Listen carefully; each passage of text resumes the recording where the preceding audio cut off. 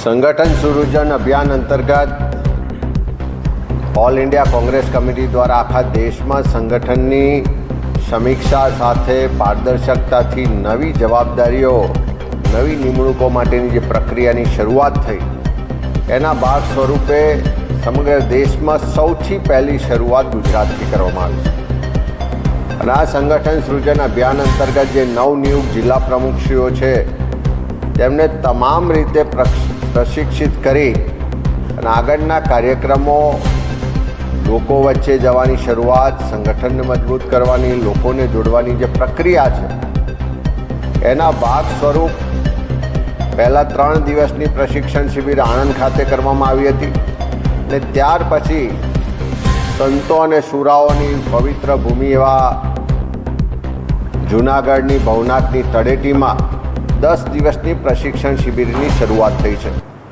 આપ સૌ જાણો છો એમ 10મી સપ્ટેમ્બરના રોજ આના શુભારંભ માટે ઓલ ઇન્ડિયા કોંગ્રેસ કમિટીના અમારા રાષ્ટ્રીય અધ્યક્ષ આદરણીય મલ્લિકાર્જુન ખરગે સાહેબ એમાં ઉપસ્થિત રહીને શિબિરનો શુભારંભ કરાવ્યો હતો. અને ત્યાર પછી 12મી તારીખે રાહુલજી પણ આ શિબિરમાં ઉપસ્થિત રહ્યા અને લગભગ 3 કલાક કરતાં વધારે સમય એમણે શિબિરાર્થીઓ સાથે, જિલ્લા પ્રમુખશ્રીઓ સાથે વિદ્યાવ્યો હતો. ખૂબ વિસ્તૃત રીતે એમણે પણ માર્ગદર્શન આપ્યું, બધાની સાથે ચર્ચા વિચારણા પણ કરી અને આવનારા સમયનો એક રોડમેપ બનાવવા માટેની ગુજરાતના લોકો માટે કામ કરવાનું પ્રોત્સાહન અને જવાબદારી પણ સોંપી છે.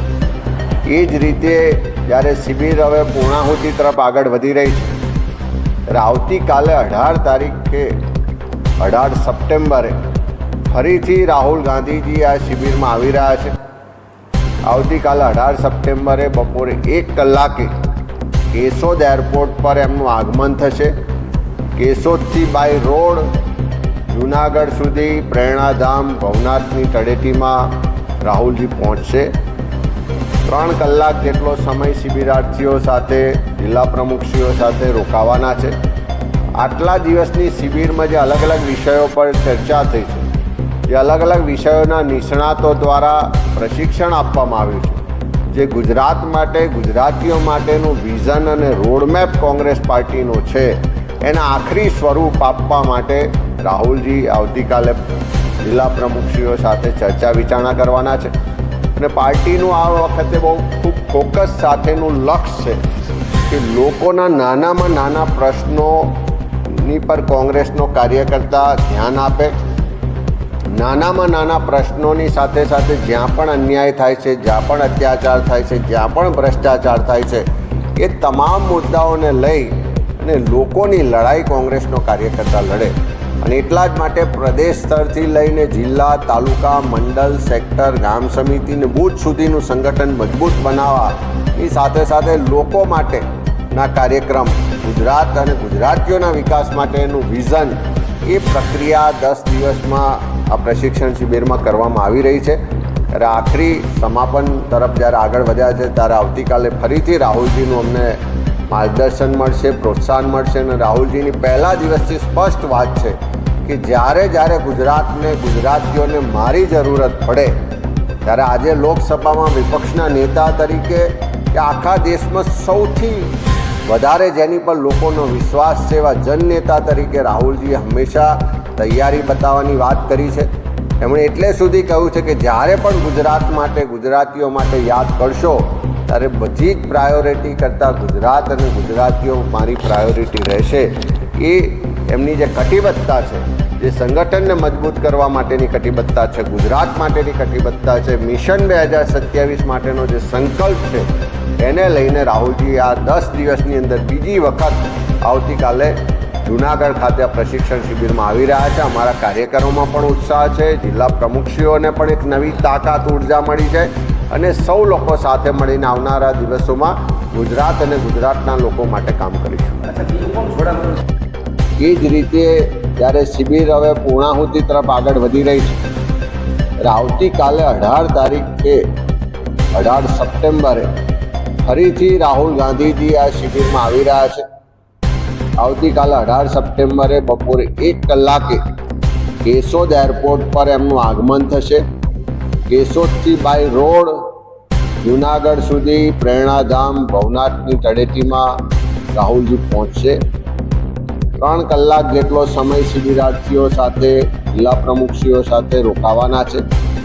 આટલા દિવસની શિબિરમાં જે અલગ અલગ વિષયો પર ચર્ચા થઈ છે, જે અલગ અલગ વિષયોના નિષ્ણાતો દ્વારા પ્રશિક્ષણ આપવામાં આવ્યું છે, જે ગુજરાત માટે, ગુજરાતીઓ માટેનું વિઝન અને રોડમેપ કોંગ્રેસ પાર્ટીનું છે, એના આખરી સ્વરૂપ આપવા માટે રાહુલજી આવતીકાલે જિલ્લા પ્રમુખશ્રીઓ સાથે ચર્ચા વિચારણા કરવાના છે. અને પાર્ટીનું આ વખતે બહુ ખૂબ ફોકસ સાથેનું લક્ષ્ય છે કે લોકોના નાનામાં નાના પ્રશ્નોની પર કોંગ્રેસનો કાર્યકર્તા ધ્યાન આપે. નાનામાં નાના પ્રશ્નોની સાથે સાથે જ્યાં પણ અન્યાય થાય છે, જ્યાં પણ અત્યાચાર થાય છે, જ્યાં પણ ભ્રષ્ટાચાર થાય છે, એ તમામ મુદ્દાઓને લઈ અને લોકોની લડાઈ કોંગ્રેસનો કાર્યકર્તા લડે. અને એટલા જ માટે પ્રદેશ સ્તરથી લઈને જિલ્લા, તાલુકા, મંડળ, સેક્ટર, ગામ સમિતિનું બૂથ સુધીનું સંગઠન મજબૂત બનાવવા, એ સાથે સાથે લોકો માટેના કાર્યક્રમ, ગુજરાત અને ગુજરાતીઓના વિકાસ માટેનું વિઝન, એ પ્રક્રિયા 10 દિવસમાં આ પ્રશિક્ષણ શિબિરમાં કરવામાં આવી રહી છે. અને આખરી સમાપન તરફ જ્યારે આગળ વધ્યા છે ત્યારે આવતીકાલે ફરીથી રાહુલજીનું અમને માર્ગદર્શન મળશે, પ્રોત્સાહન મળશે. અને રાહુલજીની પહેલા દિવસથી સ્પષ્ટ વાત છે કે જ્યારે જ્યારે ગુજરાતને, ગુજરાતીઓને મારી જરૂરત પડે ત્યારે આજે લોકસભામાં વિપક્ષના નેતા તરીકે આખા દેશમાં સૌથી વધારે જેની પર લોકોનો વિશ્વાસ છે એવા જનનેતા તરીકે રાહુલજી હંમેશા તૈયારી બતાવવાની વાત કરી છે. એમણે એટલે સુધી કહ્યું છે કે જ્યારે પણ ગુજરાત માટે, ગુજરાતીઓ માટે યાદ કરશો ત્યારે બધી જ પ્રાયોરિટી કરતાં ગુજરાત અને ગુજરાતીઓ મારી પ્રાયોરિટી રહેશે.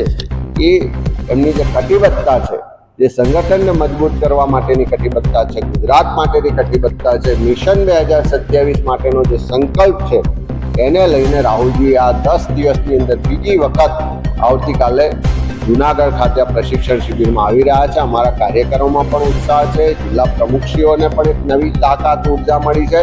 અને સૌ લોકો સાથે મળીને આવનારા દિવસોમાં ગુજરાત અને ગુજરાતના લોકો માટે કામ કરશે. સાથે અમારા ઓલ ઇન્ડિયા કોંગ્રેસ કમિટીના સંગઠન મહાસચિવ આદરણીય કેસી વેણુગોપાલજી પણ આવે છે. સાથે સાથે રાજ્યસભાના સાંસદ અને ગુજરાત કોંગ્રેસના પ્રભારી એઆઈસીસીના મહાસચિવ આદરણીય મુકુલ વાસનિકજી પણ આવે છે. અને અમારું પ્રદેશનું નેતૃત્વ અને બાકીના આગેવાનો પણ અહીંયા આવતીકાલે એમને આવકારવા માટે ઉપસ્થિત રહેવાના છે. અને ખાસ કરીને રાહુલજી આ બીજી વખત પ્રશિક્ષણ શિબિર માટે આવે છે. બીજા કોઈ કાર્યક્રમ કરતાં એમણે આ વખતે જિલ્લા કોંગ્રેસ સમિતિના પ્રમુખશ્રીઓને સ્વાયત્તતા સાથે, સત્તા સાથે, સંગઠનની જવાબદારી પૂરેપૂરી પ્રામાણિકતાથી, નિષ્ઠાથી અને પ્રશિક્ષિત થઈને નિભાવી શકે એ વાત પર ભાર મૂકીને એમના માટે ખાસ બીજી વખત આવી રહ્યા છે.